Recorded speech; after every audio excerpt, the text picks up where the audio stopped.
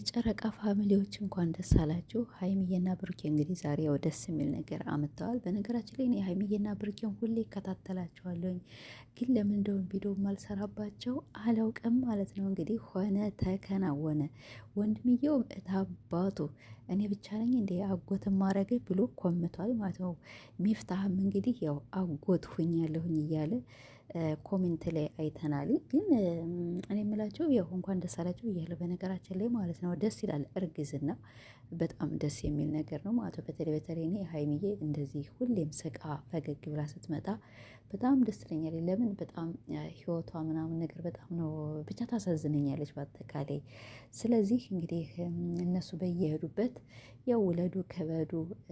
ብሩኬን በጣም መውለድ ይፈልጋልኝ፣ ሀይሚም እንደዚህ ልጅ ትፈልጋለች። ግን ሰርግ ሳንበላ ማለት ነው። ሰርጉስ እሺ ቃል ምናምን ነገር ያው ተገባብተዋል እናውቃለን፣ ፍቅረኛ መሆናቸውንም እናውቃለን። ግን ቢሆን ደግሞ በሰርግ ቢሆን እንዴት እንደሚያምር ማለት ነው። በጣም ያምራል በሰርግ ሲሆን። እርግዝና የሆነ በሰርግ ተደግሶ ምናምን ነገር ያምራል። አሁን ያው ባልና ሚስት መሆናቸው እንግዲህ እነሱን በይፋ ተናግረዋልኝ። ለምን እነዚህ ልጆች ያው በእናታቸው በአባታቸው ያው በሀይሚ ቤተሰብም በብሩኬ ቤተሰብም የሆነ ነገር ሊያደርጉ ይችላሉ። የሆነ ቀለበት ሀይሚዬም እንግዲህ ከብሩኬ ጋር የምኖረው ሁላችንም ያው ጠንቅቀን እናውቃለን። ግን ሰርግ ብታበሉና ያው ደስ ይለና ነበረ። ሰላም ወደ የተከበራችሁ እንዴት ናችሁ? እኔ ደህና ነኝ አልሐምዱሊላህ። እንግዲህ ዛሬ እንዳያችሁት ሀይሚዬና ብሩኬ በጣም ደስ የሚል ቪዲዮ እኔ ራሴ አላምነውም ነበረ። ውሸት ምናምን ነገር መስሎኝ ነበር ማለት ነው። ደግሞ ሀይሚዬና ብሩኬ በነገራችን ላይ አንዳች ውሸት አይዋሹም። አንዳች ውሸት ለምን ኦኬ ሰው ሆኖ የማይዋሽ የለም፣ ሊዋሹ ይችላሉ። ግን በዚህ ልክ መቼም አንድ ቀን ሲዋሹ ለምን ለኦዲየንሶቻቸው በጣም ከበር አላቸው። ለኦዲየንሶቻቸው በጣም ነው የሚሳሱላቸው ማለት ነው። እና አሁን ብሩኬ በጣም እየቀለደ ነበረ ስሙንስ አልጠራው ማለት ነው። እና ብቻ እንግዲህ ካልተደረገ እርግዝና የሚፈጠር አይመስለኝም ነበረ። እና ሀይሚዬን ያው በጣም እያሳፍራት ነበረ። ሀይሚዬም እንግዲህ የሆነ ነገር አንድ ይሆናል። ግን ይሄ ነገር በሰርግ ቢሆን እሷም በጣም ነበር የምትፈልገው። ደግሞ እንግዲህ አንዳንዴ አልላቸው የሌለ ሳትፈልጉት ነገር የሚከሰት ነገር ብዙ ጊዜ እናያለን። ትዳር የሚኖራቸውም ካለ ትዳር ውጭም እንደዚህ ያው ሊሳሳት ይችላልኝ። እና እና ሁለታቸውም ያው ሰርግ ምናምን ነገር ተሰርጉ ምናምን ነገር ቢመጣ ሁሉም ደስ ይላልና ኮሜንት ምናምንም ነገር አይቼ ነበር። ግን እንዴት ባለትዳር ሳትሆኑ እንዴት ሊረግዝ ቻለ? አዎ ይህም የኔ ጥያቄ ነው። ፍቅረኛ መሆናችሁን እኛ በደንብ ነው ጠንቅቀን የምናውቅ ማለት ነው። ለምን እና ሀይሚዬና ብሩኬን ቁጭ አድርገን 4 ዓመት 3 ዓመት አሳድገናቸዋልኝ። ሀይሚዬና ብሩኬ እንግዲህ ከተገናኙ ወደ 2 ዓመት ከዚያ በላይ ይሆናቸዋልኝ። ሀይሚን ከወንድሞቿ ጋር እናያታለን። የውጭ እያለች ነው ያሳደግናት ማለት ነው። ብሩኬንም ከዚያ በፊት ብቻውን ሲሰራ እናየዋለን።